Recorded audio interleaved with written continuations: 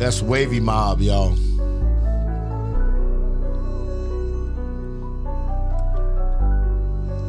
I like that piano, man.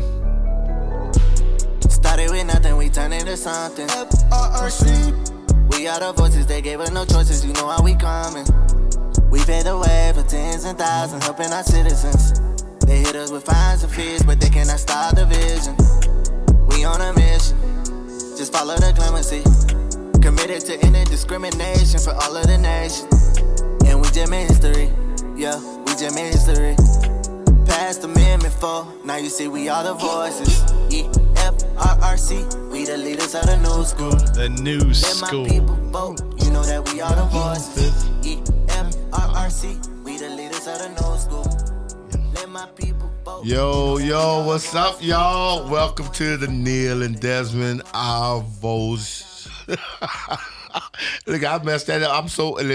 I am so into this new theme song by FRRC, by Wavy Mob. Man, it just totally discombobulates my mind. But listen, welcome to the Our Voice podcast with Neil and Desmond Show. I'm Desmond, Executive Director of Florida Rights Restoration Coalition. And to my right is... What's up, y'all? This is Neil Volz. I'm the Deputy Director of Florida Rights Restoration Coalition. We got a special show tonight. And that is why Des and I are both so excited. Man, listen, you think it's special? You know it's special. Man, come on, Neil. How special is special?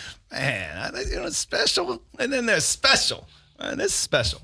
But listen, we always tell you about our Voice podcast that this is a platform that we use to elevate the voices of people who have been directly impacted by the criminal justice system. And I always say, y'all always hear me talking about that. All kinds of other folks, they may have all kinds of degrees and all that and, be talking on the issue, but there ain't nothing like an authentic voice talking about the issues that impact them. And you know what? Listen, some of us even have degrees too, right? Now, I used to tell folks that, we be in the room with some other folks and scholars and everything, and we'll take a break. I remember I had a conversation with this young lady, and I was like, you know what? All those degrees that they got, we can get. But all the degrees that we got, they can't get, right? So when I got my Juris Doctorate degree, I said I got 2 doctor's degrees, a doctor of law and a doctor of the streets, all right? And so ain't nothing better than having people who have been directly impacted by issues to be leading discussions about those issues. Now, it doesn't minimize the work that other folks are doing in this area, but, man, it ain't nothing like an authentic voice, right? Just like I tell folks, a man ain't going to be able to really talk too deeply about childbirth, right? It's a woman have to do that because a man ain't going to never experience it. And if you have experienced incarceration, well, we appreciate the support. But just know that there's a voice out there that's more authentic. And that's the purpose of our podcast, right? To make sure that we're elevating the voices of people who've been impacted. And our guest emulates that. And matter of fact, even today, man, you talking about a voice? Man, we got this dude on our show today who has been a champion for people who've been impacted and has been a loud voice. Trust me, I know. I'm going deaf in him yelling my ear. We got to fight this. We got to do this. We got to do that, whatever, right? But matter of fact, I'm going to let you do the honors, man. But just know that, man, listen, this show is a very special show. It's a show that encompasses a lot of what we believe in our vision, right, for the lives of people who've been impacted in our criminal justice system. This show is going to also encompass, right, that belief that we have about the great things that we, as people who've been impacted, can accomplish. And so those of you all out there that's listening or watching us, man, some of y'all probably facing some obstacles right now. Some of y'all might be a little down and out about some things, man. After this show, you're going to know, in the words of that past president, yes, you can, right? Yes, you can, that you can accomplish so much because you got the proof right here in front of you. Neil, who we got, man? So, man, we have got Mr. Angel Sanchez. Welcome to the show. How you doing? Man, what's going on? What's going on, Neil? Wait, hold up, man. Let me tell you. Every show we shout out our production team of Xavier and Brandon, right? How they top quality, right? And I'm like, where our drum roll for Angel at?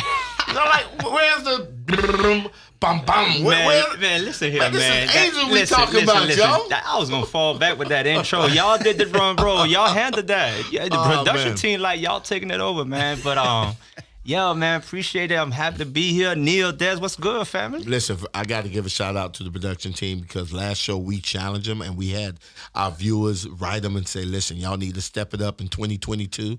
Y'all had amazing guests in 2021, but y'all need to step it up a little bit and bring some goats on the show. And what did they do? They responded by getting you on the show. And let's be honest, man. We called Angel Tom Brady, right? So we was like, man, he is the GOAT, right? So we're like, yeah, man, where's Tom Brady at? It's like, oh, Angel.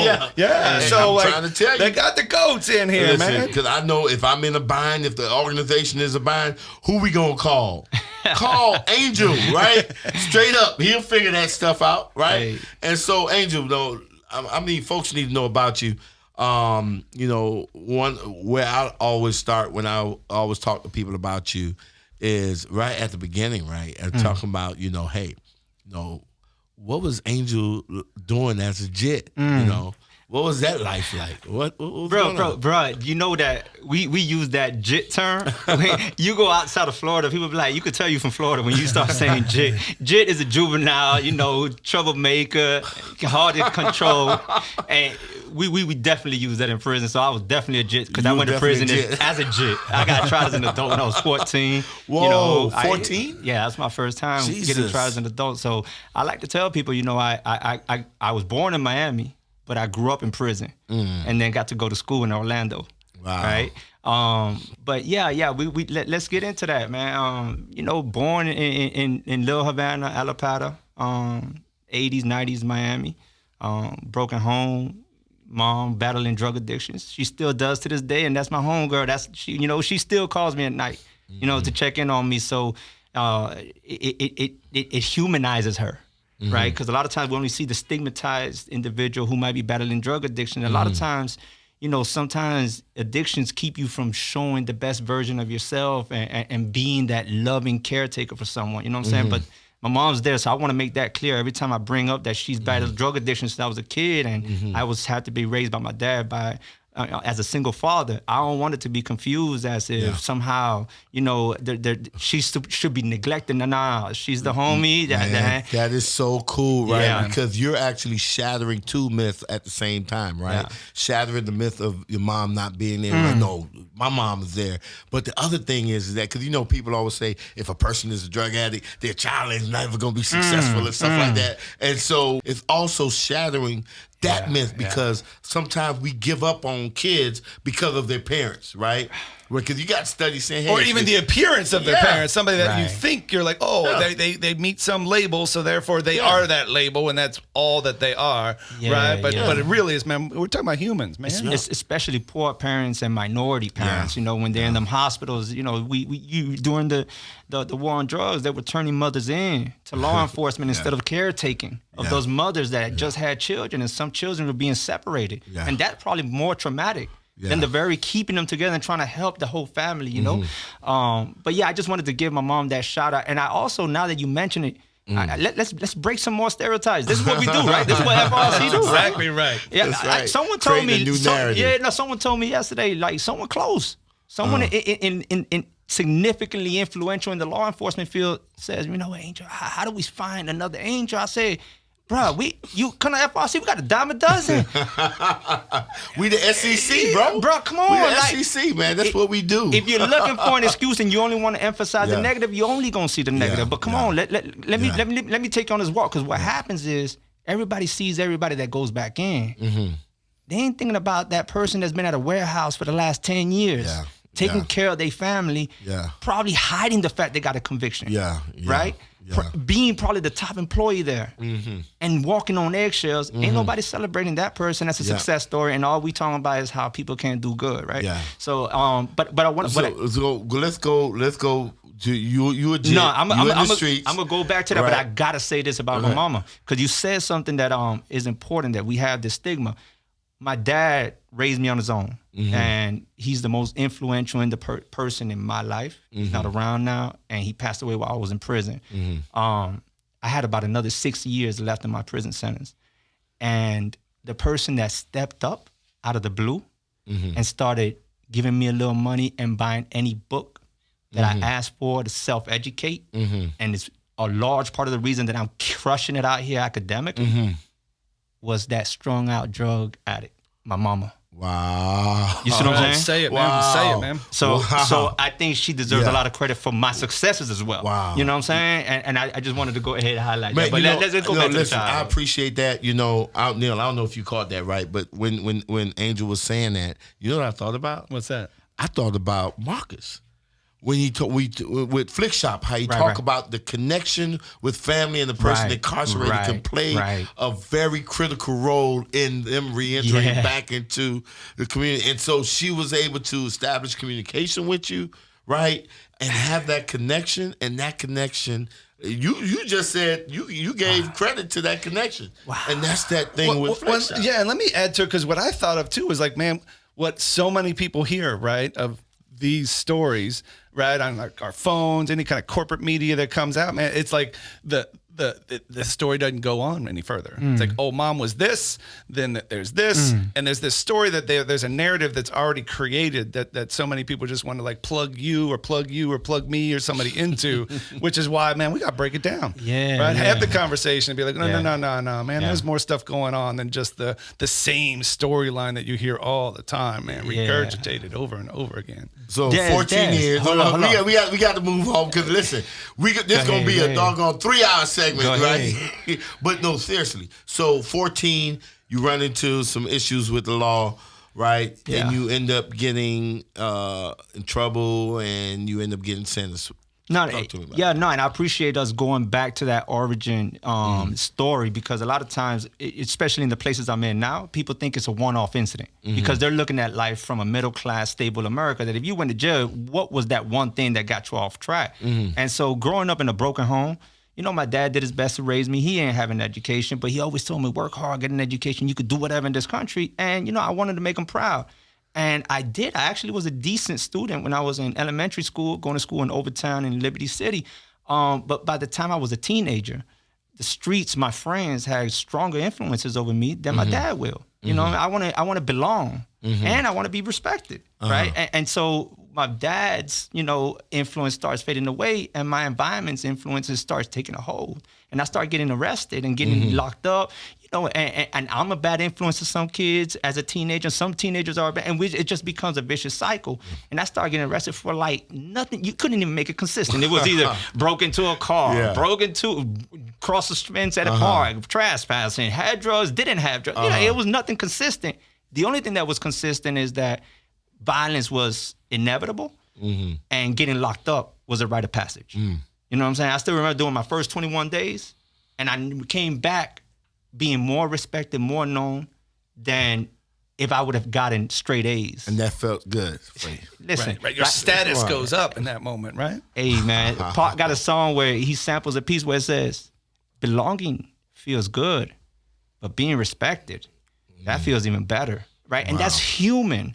Right, and that's why we got to talk about culture is important, and that's why we do the work we do, because we want to change culture. You know what I'm talking about? So anyway, in and out of jail, I still I get shot at. I got a couple of homeboys get shot. I got my friend get killed in front of me when I was like 14, and I remember the last time I got taken on gunpoint. Some beef, some girls, things that you couldn't even appoint how the beef start. You just know that it's ongoing, right? And I remember one of my partners, he come through and he bails me out, and they get into a shootout. And I remember telling myself that was the last time I'm gonna get me a pistol. Right? I was 14. I'm gonna start stacking up a little bread, and I found someone selling one, and he was willing to trade it for a Super Nintendo and $60. So first gun, right? Super Nintendo, $60. Bro, I reflect on that. Wow. Look how ironic it is. At like 14 years I'm old. supposed to be fiending for the game console at 14. Yeah. I'm fiending for the gun. And trying to get rid of this game console because the console ain't what keeping me on the street safe. That is so real. And I got to fight with my boys to get them off the nail on PlayStation. You know? 'Cause that's like God to them. And wow. You But playing. That does say a lot, doesn't it? Yeah, it does. And so it was a 38. Yeah. You know what I'm saying? And so it was my first gun. And I still, had that for protection, but then I also knew that you can't just have a gun and not use it. You better not pull out a gun in the hood and not use it. Yeah. That's worse than not having a gun. Yeah. You see what I'm saying? So eventually, get attacked, jumped by other dudes. I got a gun on me, shoot one of them, end up getting locked up. Naturally, if I was a grown man, if I was licensed and had that gun legally, I would stand your ground. I would have been lawful. But guess what? Most people in the hood ain't 18. Most people in the hood are branded with a conviction and won't have a right to a gun to even stand their ground. So any time that they do have a gun to defend themselves, it's always going to be without the benefits of the law on their side because they're not going to have that benefit, right? Yeah. But be it what it be, that's how I get prosecuted as a juvenile my first time, and that's where I started. Okay, so listen, I got to say this, right? Because plenty of times I've said it through the shows, the one thing that we know is consistent is that we will never stick to Brandon's script, right? Let's go. Let's go. Every time what we do, we just tear it up, right? And so we didn't even make the beginning, man. Right there. We're not even there, right? But shouts to Brandon and Xavier. Of course. We got Trash Emmy, talk equals love. Emmy, Oscar worthy production team. Listen. That's going. I'm telling you. Listen, for the audience that don't know, like a lot of folks don't know, like Desmond has me down South Florida. I'm in Miami. I'm like, I run point for the team down in Miami. But we ain't getting to that yet. We ain't gonna get to that. Came up here, bro. The studio looking Lit. dope. Like, the production team, like, SEC, man. Listen. Anybody watching right now, when FRRC invite you, don't let them trick you talking about, take me to South Beach. Listen, tell them, I want to go to headquarters. I want to go to the Orlando office because this is what's happening over here. That's right? right. You future guests, listen to them. Listen to them. Right. Y'all come down there, I get you arroz con pollo, I get you all the Spanish food we could turn up. But the production is here. Yeah, we turn up here in Orlando too. So yes, we do. But no, I think that because this was, you're like saying some real stuff, bro.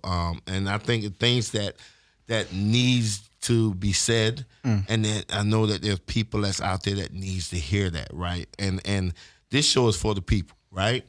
And so, I think, man, this might be like a 3-part segment, right? Let's go, man. I think it's going to be a 3-part segment because I know you're going to have some more nuggets that you're going to be able to share with our audience and stuff like that. And I'm ready to dive into it some more. But I just had to put it out there that Brandon can't be mad at me and Neil on this one, right? You're bringing the fire, man, and you're causing us to you know what? Brandon, that was a good try, but we ain't worrying about this strip, man. We about to keep it real. I love the intellectual gymnastics that just happened where it's like, we give Brandon a hard time that we never stay on script. Yeah. But now that Angel's kind of feeding off of us and he also is not on script, we're like, because of Angel, let's do another 30 minutes. Yeah. But no, so that's us in a nutshell. So Angel, so you shoot somebody. You get roped off, you get caught, whatever, and now you're in, you're going through trials or whatever. Talk about that. Yeah, I think that's important to talk about because obviously I'm in the juvenile system, right? And the juvenile system is supposed to be intended to look at juveniles as redeemable, as less culpable than an adult making the same decisions. We don't have the same wherewithal, whatnot. And that's what we think about our children, I think, right? We treat our teenagers different than we treat some adult stranger, right? And what was interesting, I didn't understand the system.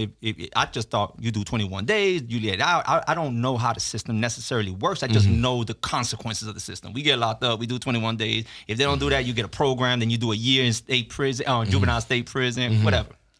And my lawyer comes to me. I guess he's trying to communicate it the best way he can to a 14-year-old. He says, listen, this is the choice. 7 years in the juvenile system, or they're going to try you as an adult, right? And I'm like, wait, I don't even know what the other one means. Like, why is that even a hard choice? So you got these expectations like 21 days, maybe a program in a year, and all of a sudden 7 years is being... Well, no, I know I'm not going to be getting out in 21 days for the shooting. Yeah. Right? No. Yeah, but I'm looking at what I'm seeing is that you have a lawyer that's expecting a 14-year-old to make some life decisions exactly. at a moment's notice, right? Yeah. With no legal background and none of that, no context. Yes. And they're coming to you asking you to make that decision. That's right. And not only that, let's talk about it. So what does mean? What you mean try as adult? You're going to the 10th floor. Okay, I know that. Now you're speaking my language, right? The Miami 10th floor is where the gladiator floor, where every juvenile that's been tried as an adult gets sent to. I'm like, okay, now you're speaking my language, and I could just tell you, I have been going to juvenile since I was probably like 12 or 13, so I had been in and out, like I said, for different reasons. Sometimes violation of program probations or whatever, like group homes. And the one reason any juvenile did not want to go to the 10th floor, it had nothing to do with the law. Yeah. It had to do with they're going to take your shoes, they're going to take your food, and they're going to work you. Yeah. Sometimes they'll even make you toilet bowl dance. What's the toilet bowl dance? It's just to humiliate somebody. What is that? Well, it's something that hurts me just to even think about dudes being forced to do that, where the other dudes will just start doing a beat and they'll beat them up so bad that to stop beating them up, they finally agreed to get on the toilet and start dancing like a female just to humiliate them. Yeah. Wow. And this is what happens in the 10th floor. So that's what a teenager in the juvenile system is processing. It has nothing to do with the law. Yeah. Right? Adults in the legal system projecting like, well, adult sanction. And so for me, I had to be honest. I was 12 looking like I was 10 when I started first going to juvenile. So I was afraid to go to the 10th floor when I was a kid, right? And what changed was that by the time I was 14, by the time that a lot of the streets that I was involved in had turned into like really deep gun violence, a lot of gunplay, I already had a lot of homeboys that was already on the 10th floor. And now what was once a fear was like a place where I could go hang out. Yeah. You see what I'm saying? Yeah. Like I ain't had to worry about that. Not really because I could have hold my own. I would have fought. No. But it wasn't going to make a difference. I was too little. There's 17-year-olds there looking like they ready to be in the NFL. That's deep, right? You see what I'm saying? I seen an episode. I'm telling you, I tell folks to look at The Wire, man, because The Wire, you just see so much stuff. And it was an episode I seen on The Wire where there was with these juveniles. Come on, let's go. My homeboys are there. They looked forward to it. Didn't realize the consequences of what they was actually doing. They were just hanging with their homeboys. Right, think about it, like us talking about like juvenile detention, us talking about the law, the court system, right? You're 14. That's right. Right? And you just said like, hey man, what hit me, the thing that I could connect with, 10th floor. The 10th floor. Oh man, my homie's up there. Yeah, and so then what the next thing that follows is, you know, how you just mentioned that, you know, my homeboys not only is that's my homeboy, this is the rite of passage. Remember when I did 21 days and I came out and people were talking about me? Respect. Oh, man. Oh, you survived the 10th floor. Oh, you the man now. That's right. Like surviving Chirac. Man, you know what I'm saying? You like Scarface now. You just did a tour. You Tony Montana. You did a tour, man. Right? And so now, not only that, so these options don't become real options as we adults think they're supposed to be processed, right? We thinking this irrational actor on the other side, but it's a child a lot of times. And sometimes it's when we talk about a child, I'm not talking about just like a 17-year-old child, sometimes a 19, 21-year-old child, right? Insurance companies consider them children, and they know better because money involved. They don't consider them free to like okay, you ain't 24 yet, you ain't fully developed. Yeah. But so the that's one thing that's happening. Hold on. Go ahead. You said something that was kind of cool. What's that? About how the insurance. You can't rent a car unless you're 25. They know better. And so if common conventional wisdom is saying, and because these people, because insurance companies, you talking about big dollars. Yes. So they investigating deeply. Come on. And they know who to insure, who not to insure, because they want to make money, not spend money. And so they went and did all of the homework, did all of the work that needed to be done, and they came out of that knowing that, listen, until you're 25, yes, right, that there's still some challenges that a person may have. You could not be more right? Like they'll charge you more for having a red car. Like they've done their research, man. They know human behavior. Yeah, that's why I said when money is involved, the research is taken serious. So you're sentenced to you get on the 10th floor. You tried. You're sentenced to 30 years. So the option is 7 years in juvenile system, or you go to the 10th floor. And I said, wait. In the juvenile system, we don't got commissary. They'll give us a snack at night. I was thinking you were going to talk about this. Yeah. Right? And you might get that snack, and if you could bully someone else, you got 2 snacks coming in, but we starving in the juvenile system. And no matter how much money you got, you can't get a honey bun. But they got honey buns in the adult jail. Yeah. I remember you telling me this, man. And they got a radio you can order. Wow. And I might get a bond. So respect for people, honey buns. How is that's 14-year-old. So let me go ahead and throw something in there, right? Angel, I'm telling you, tricking all kinds of stuff. Yeah, and so let me tell you. So and you're dragging up some stuff for me with my incarceration time too. Like I've known people to not even fight their case because they was tired of being in the county and wanted to go to state prison so they could smoke a doggone cigarette that we can get at state prison, right? Yes. And what I'm looking at is jail conditions being so deplorable, right? And these different restrictions and everything that serves as contributing forces to coerce. Yes. It creates incentives, man. Yeah. That's what I'm saying. This is so key because coercive environment. Over 90% of criminal cases are settled through plea agreement. That's right. And there's a lot of folks who are innocent who are taking pleas, right, for reasons such as Angel wanting to get access to a honey bun or some guy wants to go have a cigarette. Right? And man, that is because, and here's the thing, because when you get sentenced, like, did anybody coerce you? And you're like, no, well, hell yeah, you've been coerced. It's so many. The fact that you locked up right now makes you coercive. Yeah. There's a difference if you're coming into court as a person out on bond, dressed in your suit, as if you're going on that same case in shackles on $1,000 bond, but no family member is going to pay for it. In the orange jumpsuit, the pressures look different. The stigmas are different. That's why you see what I'm saying? Bail reform is so important, all of that, because we have got to eliminate those systems of coercion, right? Because, I never forget when my judge told me that this system, he said the system was designed, right, to find out the truth, and that if you're not guilty, you should exercise your constitutional right to take it to trial, right? But that was really, that might have been aspirational, but that's not reality. No, the trial penalty is reality. If you go to trial, let me tell you, because that happened to me, you get slammed. And so the thing about that people think is that how can I alleviate this thing as soon as possible, or this uncomfortability to get to a place where I can hang out with my homeboys, or where I could get commissary access to a radio and all that, or cigarettes and stuff like that. And that is a huge flaw in the criminal justice system. That makes me say that really it's the criminal injustice system, right? At best, the criminal legal system. Let's start giving it the credit of justice. Yeah. It's a criminal legal system. You can make unjust things lawful. Yeah.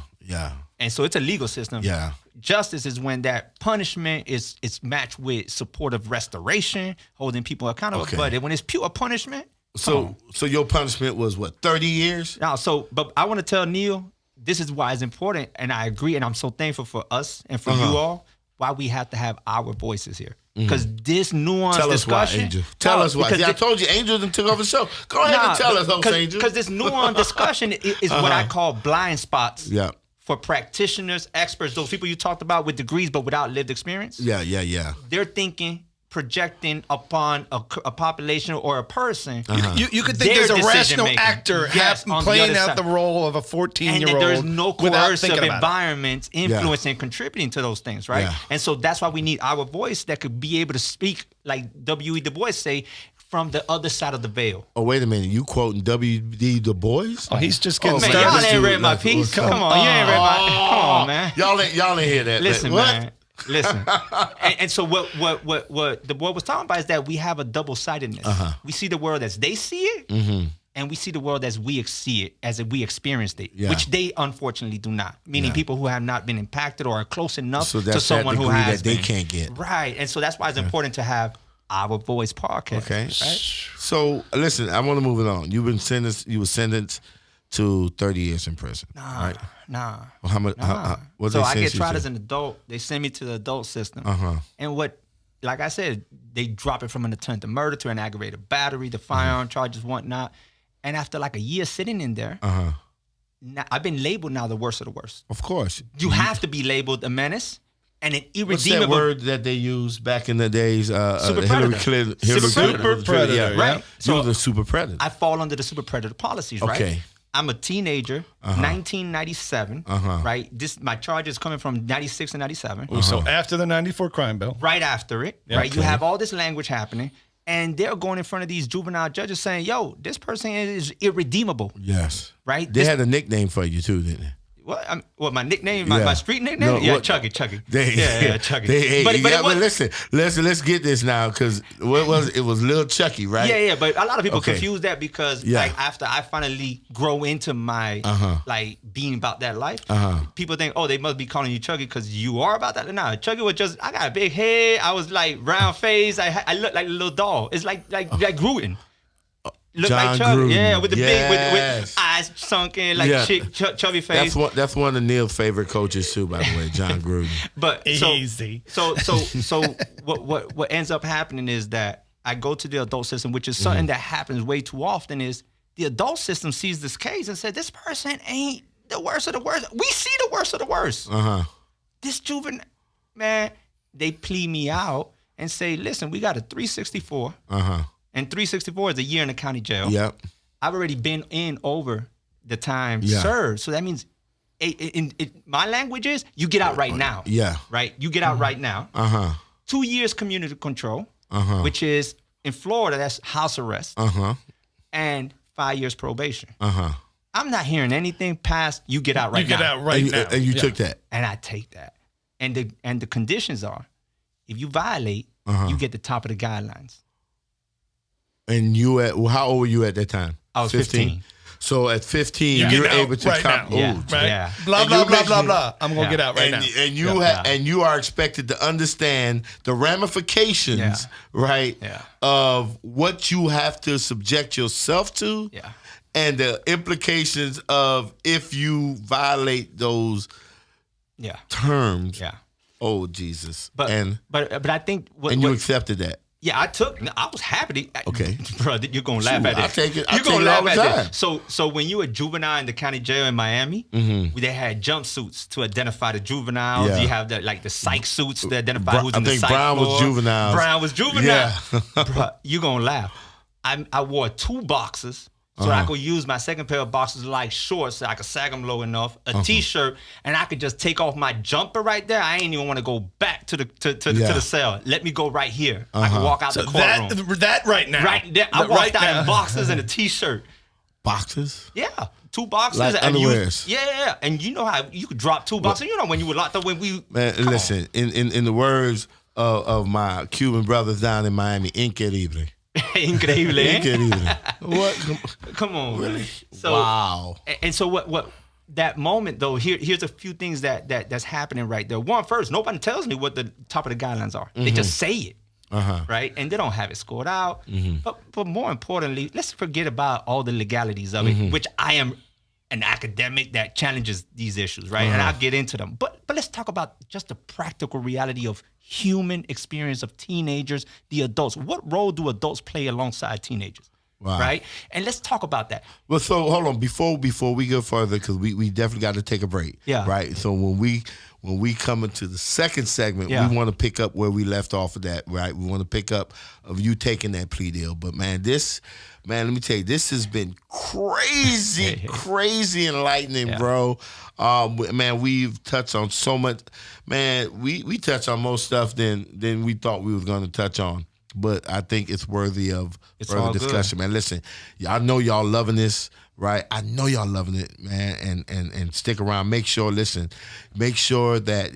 you tell your friends to download whatever app they need to download. If it's the Fireside Chat app, make sure they go on our platforms like YouTube.